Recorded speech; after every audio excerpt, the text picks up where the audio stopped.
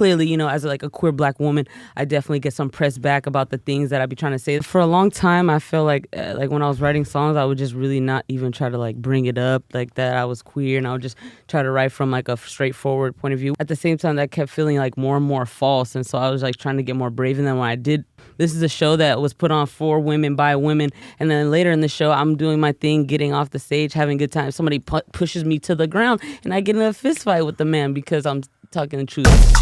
That's it, that's all. That's it, that's all. Tell me how you feel. That's it, that's all. That's it, that's all. Black excellence at its finest. How that skin glows, she's a true diamond. With the world at her back, she's still smiling. Never let that crown till she stays thriving. That's it, that's all. That's it, that's all. Keep it real. That's it, that's all. That's it, that's all.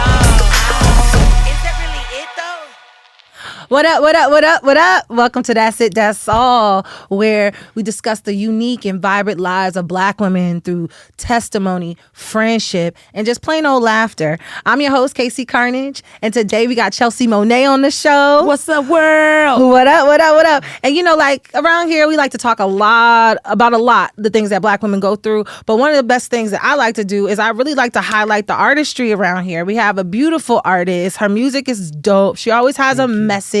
And let's just jump into it. Chelsea, tell us a little bit about you and you as an artist. A little bit about me. Okay, I was originally born in California and San Diego, but my family's from Detroit. And a couple of days ago, I met for the first time one of my cousins who's here in the studio with us hey, today. cousin. So that's really where my roots are, Detroit. But I grew up in the Bay Area for most of like junior high and high school. And I started doing music a little bit after college. I kind of dropped out of school. I was playing basketball, but I was like, nah, I'm done with these hoop dreams. I'm an artist. I'm too sensitive for this shit. And so then I started doing that. A couple years later, I moved to L.A. and I've been doing music since like about 2010. And that's just, I finally am like proud to say I'm a full-time professional musician and creator. Also, me and my wife, we have a food catering business, Cafe Monet, LA. And, okay, get your food. I'll be seeing y'all eat on Instagram. They be having a package of having walking up to the doors. I would love to bring y'all some food right here. Yes, bring us some food. I like to eat. I like to eat. Okay, so that's about you. Mm-hmm. Tell us about your artist life. Like as an artist, we have a message and that we like to portray and who we are as our being. And sometimes that it gets developed over time. You know what I mean? So where you're at right now in life, what would you say your artistry is about? Like, who are you as an artist? Right now, I'm at that point where Prince had his butt out in the pants. Oh, wow, chaps.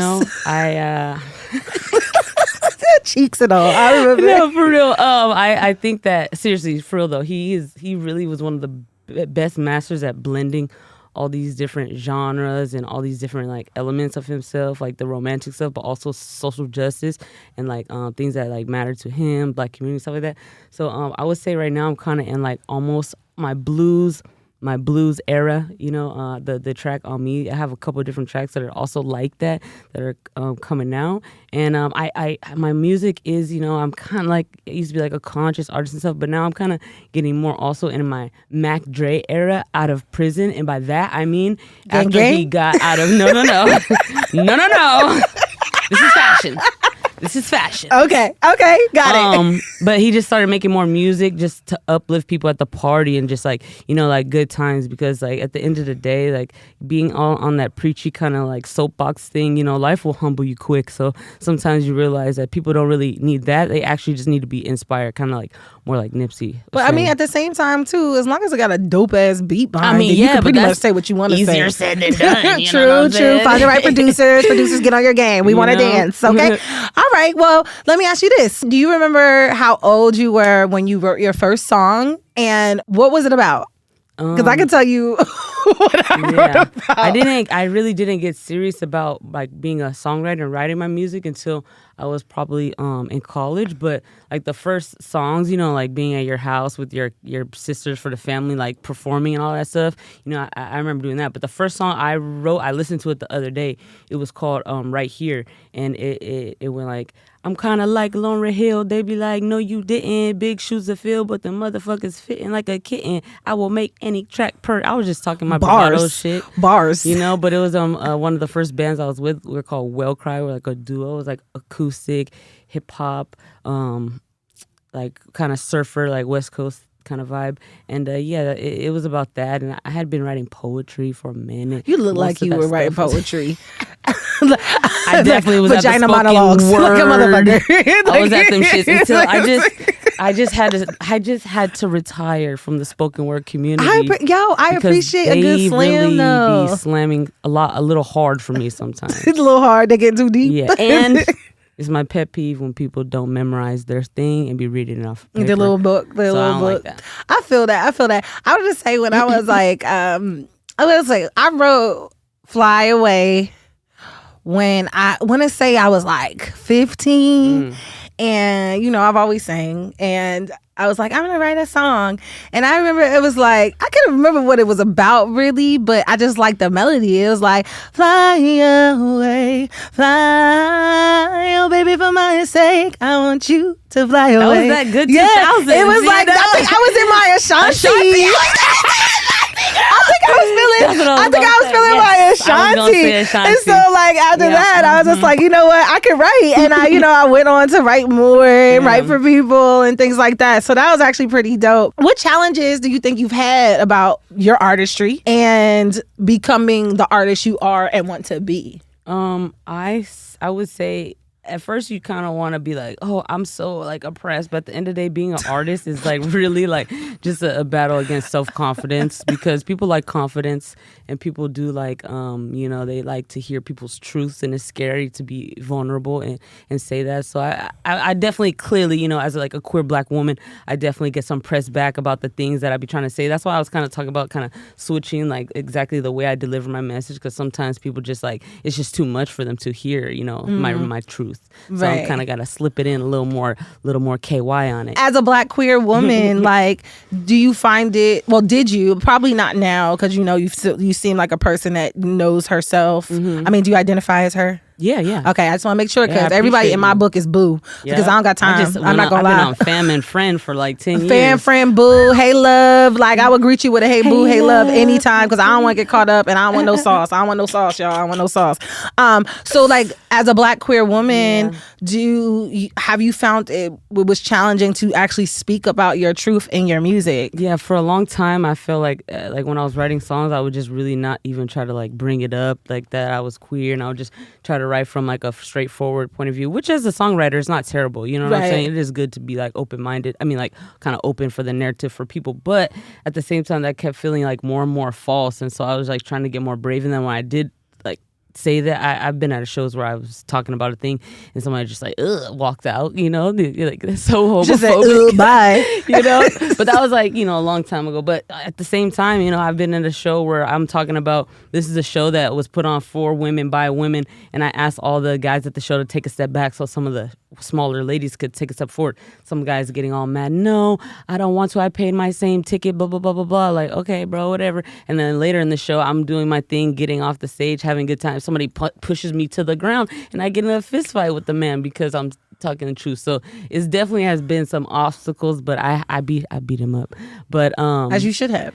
But, at the same time, I'm glad that happened. I'm glad I didn't just have like some road to just like fame and fortune, because I probably would have been strung out and super depressed and just like not realizing that, ain't it something where you like, it's like that aha moment where you finally like, even if you know that you have more to do to grow or become where you want to be, like there is a moment of solace where you find like, this is just who I am. You gonna get what the fuck I give you, and that's on that. Yeah, you know what I mean. And I feel you on that, because like I'm thinking I've talked about it in a previous episode. People try to put you in a box, right?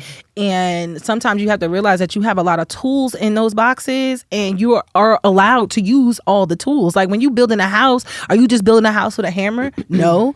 You're using wrenches, you're using nails, you're using all this stuff like that. And if we think about it in that way, it's like when we're building our houses, which is our heart, which is our spirit, which is our mindset, which is our livelihood, it is a strength that we have when we finally feel like that foundation is built and we can stand on that foundation. That's like you call it you call it a soapbox. But look, I'm gonna take my soapbox. I earned this shit. That's I why built this shit. I've been living in the place we have now for 4 years. thank God. And I just feel like, I can do stuff now. Okay, I live here for real. Right. I pay my bills. It came out and I didn't die. I'm like, like, I'm not rich, but I look good as hell. You know what I'm saying? And that's what they say. Like, you're not ugly. You just poor, baby. Okay. What would you say your biggest inspiration as an artist has been? Ever my biggest inspiration?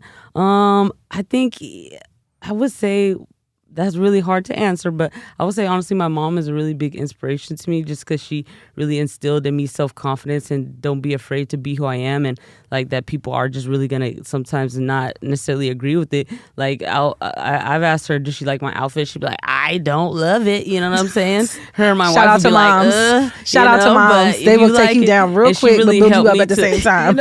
She helped me to gain that confidence, and also she just really works so hard, and she's so creative in her own way. Like she's such a really great interior designer, and like her fashion. She's just like an amazing. Everybody who knows me knows my mom is like the best, and she just really makes me want to express myself, and like she put me onto all the dope music, house music and Prince, and she was always singing and like trying to bring like excitement, not excitement, but like joy to our house, and just never letting us say things like you're stupid and stuff like that. Like little things like that really like influence a person, because sometimes I really do be getting sad. That's why I'm into motivational speaking, because I see some of my friends and stuff have low self-confidence, and I'm like you hella talented, you could do X, Y, and Z like 10 times better than me. I just am brave enough to like go out there and keep trying, so I'm just learning at a faster rate than you're learning or whatever, but it's only because I'm just down to fail. So I would say mom. Definitely, that is definitely the truth, because we talk about like I used to have the biggest like stage fright. Like, mind you, I went to art schools my entire life, right? I was in all the plays. What? I did all the track. I did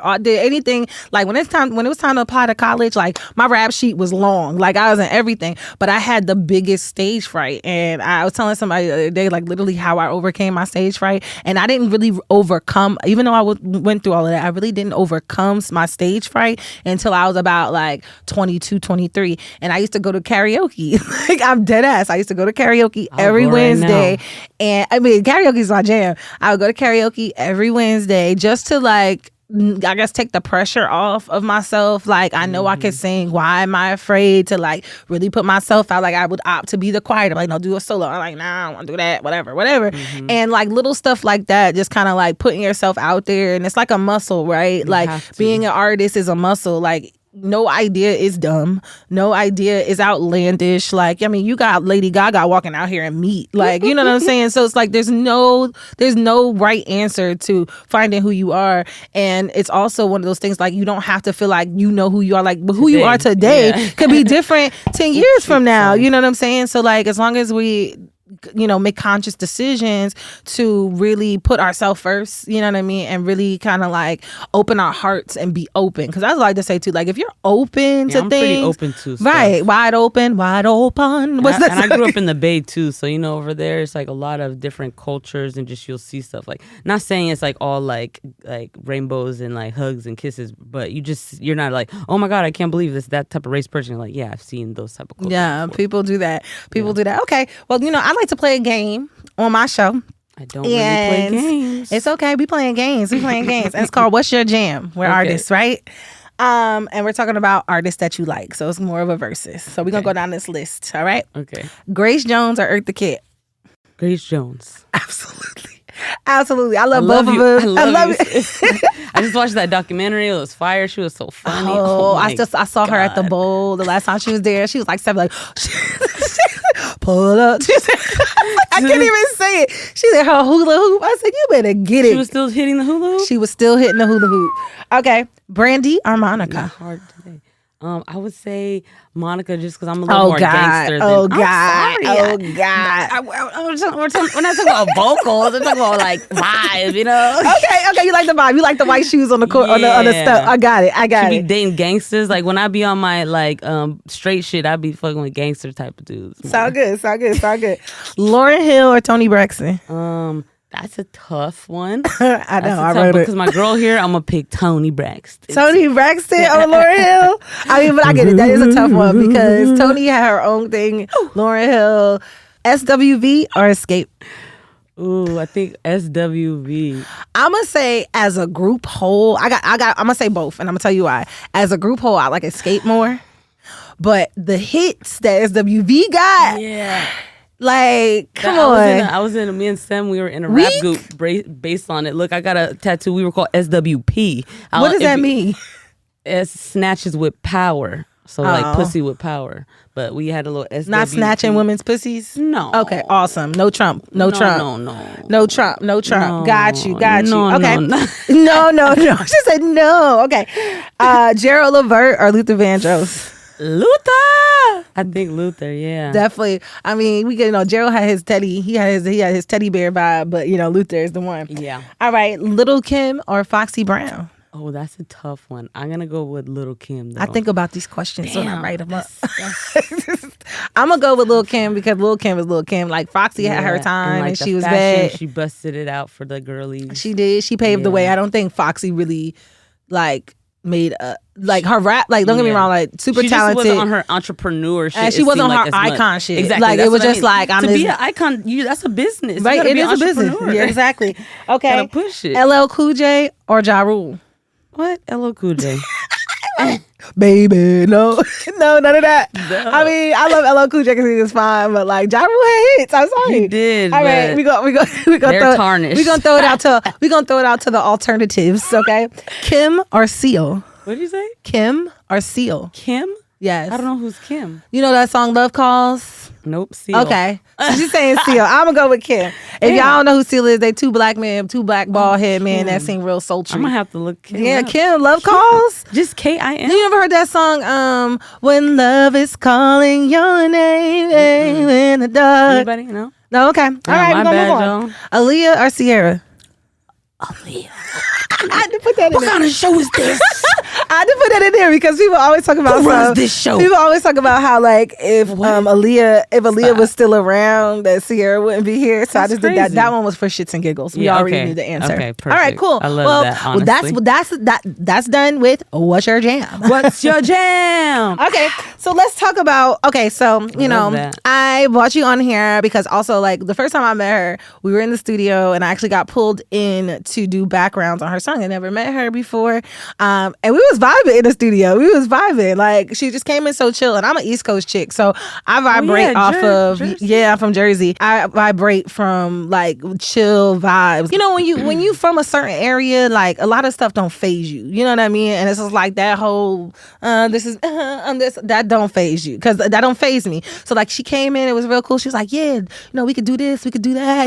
And sometimes but also gave me the room. It's oh, that sound cool because I remember I was like, well, I think I should do this. And do you know what I mean? As a vocalist, sometimes you're afraid to be do you mind if I give notes or whatever the case may be? So it was a very dope experience. And the song we was working on, it was That's On Me. Is it On Me? It's On Me. Just keep it short. On Me. Let's talk about that song. What was the background behind that song? What was the thought process? Tell me about that process. Well, that song is definitely inspired by my wife, Sema Felice, who's right here in the audience. Oh, hey, boo. I can't exactly remember if I wrote it before or after we got married. I want to say after. I don't know, but I first wrote it a cappella, and I was just kind of, I don't even remember the day, but I just was snapping my fingers and I was like, and I was just being silly, Did you remember what I told you in the studio? When I told you how your video should be? Do you remember what I said to you? I said to her, I said, yo, this song sound like you need to be in the desert on a horse with long dreadlocks over your titties. You remember me saying that to you? She was like, okay, get the mood board going. She was like, yo, that's actually got dope. I was like, I can see it now. You in the desert, you got tumbleweeds, boom, boom, boom. Yep. We're just long hair chilling. She was like, that was dope. Exactly. But coming up from a long scene, I see it. Okay, so you said you wrote that before or after? Before, you don't know. I really, it's tough for me. I need to write it down, the date more and shit. But basically, I wrote it, let's say 4 or 5 years ago, and then I started to do it as the first song of my set. So I would just do a cappella and I would get people to just clap or snap or whatever. And then just kind of warm up the crowd and just kind of just show them that it's not going to be just rap. But was it a moment about that? Was it about y'all just getting married? Was it about something that she particularly did or made you feel? It was just kind of about me just cementing it that you ain't never going to get romance like this, girl. Ooh. Okay, well, guys, because this is an artist highlight Twilight. We're playing the song right now. And, you know, it's going to be a little biased. You can listen for me, too, because I'm on it. But amazing. This is going to be... Why anytime, like, somebody I know talented recommends somebody else, I know they're talented. So that's why I just had no question to let you do your thing in the studio. I was like, I appreciate that. I had honor. So we're going to play On Me by Chelsea Monet. Let us know what you feel about it. Definitely, we're gonna find out where to find her all at the end of the show. Yeah. But like, I thought it was dope. And this is a live session with my homies, 1245. Shout out to them.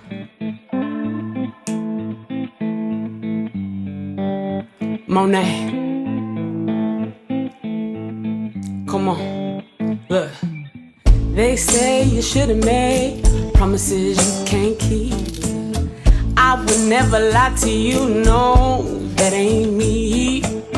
Prettiest little thing I seen on G.O.D. Prettiest little thing I seen, and that's on me. Look, I know you ain't used to romance. This ain't gonna be no one night stand. Could impress you, I had the chance. Open up your heart, let love advance. Hey, they say you should've made promises you can't keep. I would never lie to you, no, that ain't me. Prettiest little thing I seen on G.O.D. Prettiest little thing I seen, and that's on me. And that's on me. And that's on me. And that's on me. And that's on me. And that's on me. And that's on me. Look, what the future holds, you never know, but we gon' see. This ain't 1952, I'm tryna do more than just hold hands. If it's cool with you, tryna start with a little foreplay, slow dance. I don't know how you do what you do, but you make it look easy. I would never do you dirty, darling, you got to believe me. I know you ain't used to romance. I know. This ain't gon' be no one night stand.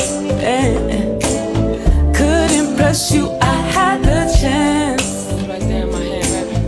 Open up your heart, let love advance. Hey, they say you shouldn't make promises you can't keep. I would never lie to you, no, that ain't me. Prettiest little thing I seen on G.O.D. Prettiest little thing I seen, and that's on me. And that's on me. And that's on me. And that's on me. And that's on me. And that's on me. And that's on me. Look, what the future holds, you never know, but we gon' see. Yes, we're gonna clap it up. Everybody in the studio, yes. So that was dope. And who helped you produce that? My man Hawthorne Red, aka Nathan Kent, No Town Sound, man. Me and Nathan been working together almost a decade now. That's my boy. Nathan, he's cool. Wow. He's cool people. He's cool people for sure. Oh. Yeah, that was a jam, y'all. Let them know where they can find you, Chels. My handle online is Chelsea Monet Official. It's spelled kind of standard, CHELSEAMONET, and then official. And you can, where I'm going to be releasing most of my music and just new stuff, vlogs and stuff, me doing pranks on my wife. We're going to be doing that on YouTube all summer. Wait. The wife is in the studio. How many pranks has she done so far? I can't count. But I'm going to start filming more because, it's funny to me. So I figure other people like to. But in all seriousness, though, I do produce, I do songwriting as well. So I'm gonna be dropping more demos and just stop being so shy to share my stuff. Cause honestly, I got so much stuff on a hard drive, so it's time to just let me know. Let me know. Hit me up. I'll sing a little bit for you. So Chels, I also heard that you freestyle. Did you prepare one? I did write a rap. You really did? In case, just in case we put you on the spot. Yeah. All right, I guess she trying to rap, y'all. We gonna see. Definitely send a comment on this as well. Okay, it's called In Hollywood. In Hollywood, one-ups got me feeling hella weird. After this, home in the living room got hella gear. Finna hit Finn, bring the belly, I'll bring the Belvedere. I don't need to say much, it's understanding here. He got a cannon in his cargoes, that's why he's standing weird. 2-plate minimum, yeah, that's just the standard here. LA Via Vidco light, that's just my standard gear. I got a candelabra cause I couldn't spell chandelier. Yeah, this my family year, I'm starving all these rappers out. You want attention? Yeah, go ahead and buy some clout. Riz off of this cause ain't no way that's what you really bout. I got receipts, I got the D's, don't make me really shout. In Hollywood, hella high, my lady hella fine. Can't put no dirt on my name, you hella lying. After this, I got some raps and crews, PCH. It's Sim, Vince, KC, what you doing late? Only young ones, fuck it, let's make it shake. In Hollywood, that's it, Money Monet. Hey, snaps. She said she was in, I thought we're gonna snap. But let me ask you this, Chels. I mean, if you had it written down, was that really a freestyle? I mean, I didn't say it was freestyle. Hold on.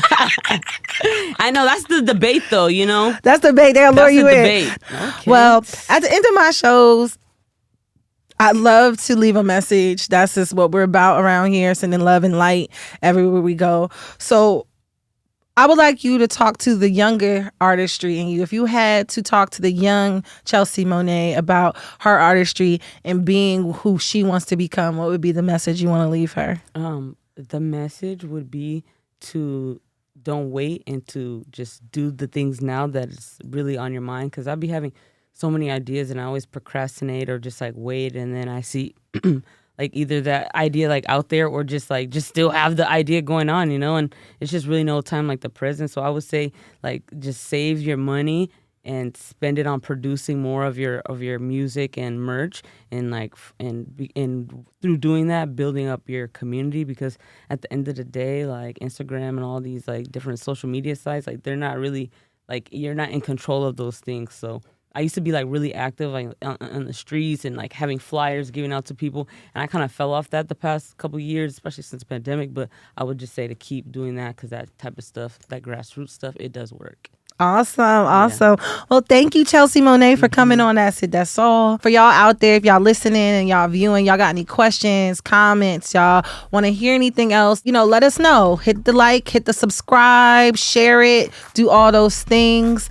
And if you want to, we will be posting all of her information on this episode, so you make sure you go check her out. She's a dope artist based in Los Angeles right now, hail from Detroit, Michigan. It doesn't get any better. And that's a wrap, y'all. Daz It Daz All. Daz It Daz All is written by me, KC Carnage, and produced by myself and Rick Barrio Dill. Executive producer is Duff Ferguson. Our senior producer is Sabrina Siewert. Associate producer, Bri Coorey.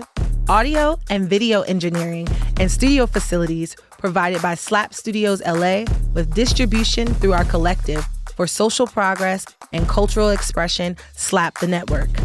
If you have any ideas for a show you want to hear or see, please email us at info@slapthepower.com. And as always, go to dazitdazall.com and sign up there to make sure you will never miss a thing. See you next show.